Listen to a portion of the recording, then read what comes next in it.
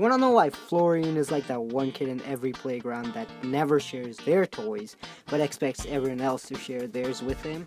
The answer to this lies within something called electronegativity.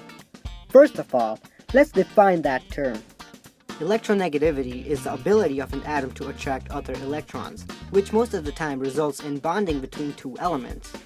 Fluorine is the most electronegative element, and francium, on the other hand, is the least electronegative element. Well then, what's the difference between them? First of all, let's look at their placement on the periodic table. Fluorine is all the way up there, number 9, while francium, on the other hand, is all the way down there, number 87. But what exactly does that mean?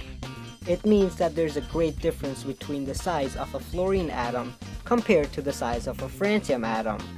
A fluorine atom is quite smaller than a francium atom. Therefore, the valence shell is fairly close to the nucleus. However, a francium atom is much larger than a fluorine atom. Therefore, the valence shell is quite further away from the nucleus. Let's have a look at a fluorine atom. Since the valence shell is so close to the nucleus has quite a lot of attraction on the electrons in the valence shell.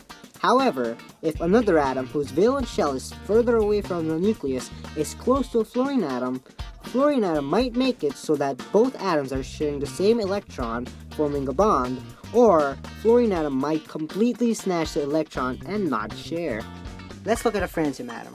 Since the valence shell is so far away from the nucleus has less attraction on the electrons in the valence shell. If a francium atom is put next to an atom whose valence shell is not as further away, the francium atom might share its electrons, or it may completely give it up. It's somewhat the same as gravitational pull. In our solar system, the further and further you go away from the sun, the less it pulls on you. That's the reason as to why our solar system has an end, because beyond a certain point, the gravitational pull of the sun is so insignificant that it has almost no effect on other objects. So, in atoms, the further the valence shell is from the nucleus, the less electronegativity the atom has. As the atoms get larger, they lose their ability to attract electrons to them. However, keep in mind that electronegativity is never zero at the valence shell level, because if it was, the electrons would escape. Anyways, thanks for watching this presentation about electronegativity.